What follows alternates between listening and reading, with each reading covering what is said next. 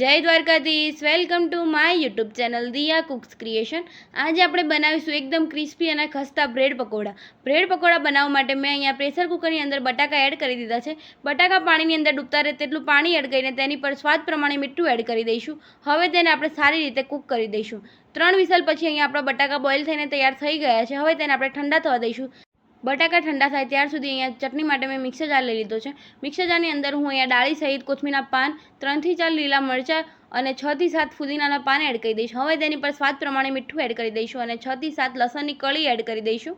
હવે તેની અંદર 2 મોટી ચમચી જેટલી નાયલોન સેવ એડ કરી દઈશું અને 1 મોટી ચમચી જેટલું પાણી એડ કરી દઈશું અને અડધા લીંબુનો રસ એડ કરી દઈશું, જેથી કરીને ચટણીનો કલર ચેન્જ ન થાય. હવે તેને સારી રીતે ગ્રાઇન્ડ કરી દઈશું. અહીંયા આપણી ચટણી સારી રીતે થિકનેસ સાથે ગ્રાઇન્ડ થઈને તૈયાર થઈ ગઈ છે.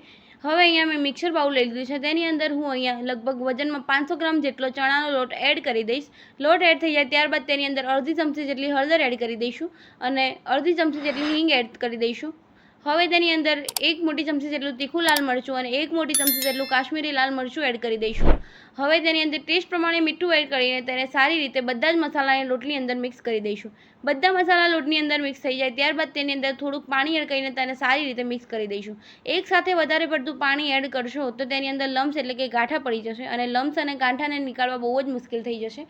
હવે અહીંયા આપણું બેટર એકદમ સ્મૂથનેસ સાથે તૈયાર થઈ ગયું છે. તમે જોઈ શકો છો આપણું બેટર કેવી કન્સિસ્ટન્સી સાથે તૈયાર થયું છે અને આ રીતે ચમચાની પાછળ તેનું આખું પડ બને છે તે રીતેનું બેટર તૈયાર થવું જોઈએ. હવે તેને ઢાંકીને રેસ્ટ આપીશું. ત્યાર સુધી અહીંયા આપણા બટાકા પણ ઠંડા થઈ ગયા છે. બટાકા એકદમ ઠંડા થાય ત્યારબાદ જ અહીંયા મિક્સર બાઉલની અંદર બધા જ બટાકાને આ રીતે હાથની મદદથી મેશ કરી દઈશું. જો બટાકા ગરમ હશે તો તેની અંદર મોઇશ્ચરનું પ્રમાણ બહુ જ હશે, તેની માટે બટાકા એકદમ ઠંડા હોવા જોઈએ. હવે બધા બટાકા મેશ થઈ જાય ત્યાર માટે મસાલો બનાવવા માટે મેં અહીંયા એક પેન ગરમ કરવા મૂકી દીધી છે. પેન ગરમ થાય ત્યારબાદ તેની અંદર 2 ટેબલસ્પૂન જેટલું તેલ એડ કરી દઈશું. તેલને બરાબર ગરમ થવા દઈશું. તેલ ગરમ થઈ જાય ત્યારબાદ તેની અંદર 2 મોટી ચમચી જેટલું જીરું એડ કરી દઈશું. જીરું સારી રીતે સંતાઈ જાય ત્યારબાદ અડધી ચમચી જેટલી હિંગ એડ કરી દઈશું અને અહીંયા આદુ અને મરચાંની પેસ્ટ એડ કરી દઈશું અને આપણે તેને સારી રીતે કૂક કરી દઈશું, જેથી કરીને આદુ અને મરચાંની કચાશ ન રહી જાય. આદુ મરચાંની પેસ્ટ સારી રીતે કૂક થઈ જાય ત્યારબાદ અડધી ચમચી જેટલી હળદર એડ કરી દઈશું. હળદરને તેલમાં એડ કરવાથી તેને કાચી નથી રહેતી અને તેનો સ્વાદ અને રંગ બહુ જ સરસ આવશે. હવે હળદર બરાબર કૂક થઈ જાય ત્યારબાદ તેની અંદર 1 મોટી ચમચી જેટલું તીખું લાલ મરચું અને 1 મોટી ચમચી જેટલી કાશ્મીરી લાલ મરચું એડ કરી તેની અંદર 1 મોટી ચમચી જેટલું પાણી એડ કરી દઈશું, જેથી કરીને આપણા મસાલા બળી ન જાય. હવે તેને સારી રીતે મિક્સ કરીને કૂક થવા દઈશું. થોડીક વાર પછી આપણા બધા જ મસાલા કૂક થઈ જાય ત્યારબાદ તેની અંદર 1 મોટી ચમચી જેટલું ધાણા જીરાનું પાવડર અને અડધી ચમચી જેટલો ગરમ મસાલો એડ કરીને તેને સારી રીતે કૂક કરી દઈશું. બધા મસાલા આપણા સારી રીતે કૂક થવા દઈશું. હવે થોડીક વાર પછી તમે જોઈ શકો છો આપણા મસાલાની અંદર સાઈડમાંથી તેલ છૂટું પડી ગયું છે. હવે આ બધો જ મસાલો આપણે જે મેશ કરેલા બટાકા હતા તેની અંદર એડ કરી દઈશું. બટાકાની અંદર એડ કરતી વખતે તેની અંદર સ્વાદ પ્રમાણે મીઠું એડ કરી દઈશું. હવે તેની અંદર ઝીણી સમારેલી કોથમીરના પાન એડ કરીને તેને સારી રીતે મિક્સ કરી દઈશું. બટાકાની અંદર જરાય મોઇશ્ચરનું પ્રમાણ ન હોવું જોઈએ, તે આ રીતે કોરા અને છૂટા છવાયા જ હોવા જોઈએ. હવે બધો જ મસાલો આ રીતે બટાકાની અંદર મિક્સ કરી દઈશું. તમે જોઈ શકો છો અહીંયા આપણો મસાલો બનીને તૈયાર થઈ ગયો છે. હવે મેં અહીંયા બ્રેડ પકોડા ફ્રાય કરવા માટે ગરમ તેલ કરવા મૂકી દીધું છે. તેલ ગરમ થાય ત્યાર સુધી અહીંયા આપણું જે બેટર રેસ્ટ માટે મૂક્યું હતું તે બેટરને આપણે સારી રીતે એકવાર ફરી ફેટી લઈશું. હવે તેની અંદર અડધી ચમચી જેટલો ખાવાનો સોડા એટલે કે મેં જે મીઠો સોડા આવે છે તે એડ કરી દઈશું અને તેની ઉપર 1 મોટી ચમચી જેટલું ગરમ તેલ એડ કરી દઈશું અને તેને સારી રીતે ફેંટી લઈશું. તમે જોઈ શકો છો 2 થી 3 મિનિટ પછી સારી રીતે ફેંટાયા પછી તેનો કલર પણ એકદમ ચેન્જ થઈ ગયો છે અને આ રીતે બેટરને જેટલું ફેંટશો તેટલા જ તેની અંદર હવાના કણ ભરાશે અને આપણું બેટર સારું એવું ફૂલીને તૈયાર થઈ જશે. તમે જોઈ શકો છો અહીંયા આપણું બેટર એકદમ સારી રીતે ફેટાઈ ગયું છે અને પહેલાં કરતાં કલર પણ તેનો ચેન્જ થઈ ગયો છે. હવે અહીંયા બેટર એકદમ તૈયાર થઈ ગયું છે. અહીંયા મેં 2 નંગ બ્રેડ લઈ લીધી છે.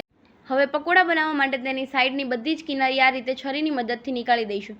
બધી જ કિનારી નીકળી જાય ત્યારબાદ તેની અંદર એક બાજુની બ્રેડ પર આ રીતે સ્પાઇસી એટલે કે ગ્રીન ચટણીને સ્પ્રેડ કરી દઈશું.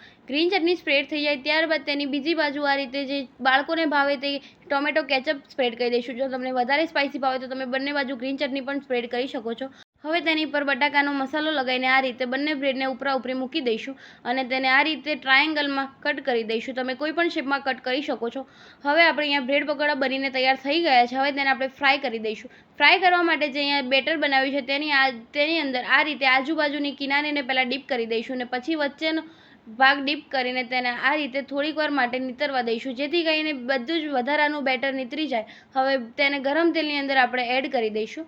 પકોડા બરાબર ગરમ તેલની અંદર એડ થઈ જાય ત્યારબાદ તેની અંદર આ રીતે ઝારાની મદદથી ગરમ તેલ તેની પર એડ કરીશું, જેથી કરીને ઉપરનું પડ પણ સેટ થઈ જાય. હવે નીચેનું પડ એકદમ ફ્રાય થઈ જાય ત્યારબાદ તેને આ રીતે પલટાવી દઈશું અને નીચેના બીજા બાજુના પડને પણ સારી રીતે સેટ કરી દઈશું. હવે અહીંયા થોડીક વાર પછી એટલે કે 5 મિનિટ પછી અહીંયા આપણો પકોડો એકદમ ક્રિસ્પી અને સોફ્ટ તૈયાર થઈને ફ્રાય થઈ ગયો છે. તેને આપણે સર્વિંગ પ્લેટમાં સર્વ કરી દઈશું. સર્વ કરતી વખતે તમે જોઈ શકો છો આપણા પકોડા એકદમ ફૂલી અને ક્રિસ્પી થઈને તૈયાર થઈ ગયા છે. હવે તેને હું અહીંયા ટોમેટો કેચઅપ સાથે સર્વ કરી રહી છું. અહીંયા આપણી સર્વિંગ પ્લેટ તૈયાર થઈ ગઈ છે. જો તમને મારી આ રેસીપી ગમી હોય તો લાઇક કરજો, શેર કરજો અને કમેન્ટ કરજો. કમેન્ટ બોક્સમાં મને જરૂર જણાવજો કેવી લાગી મારી આ રેસીપી. અને હા, મારી ચેનલ પર જો નવા હોય તો ચેનલને સબસ્ક્રાઈબ કરી દેજો અને બેલ આઇકોનને જરૂર દબાવજો, જેથી કરીને મારી અવનવી રેસીપી તમને સૌથી પહેલાં જોવા મળે. જય દ્વારકાધીશ, જય શ્રી કૃષ્ણ.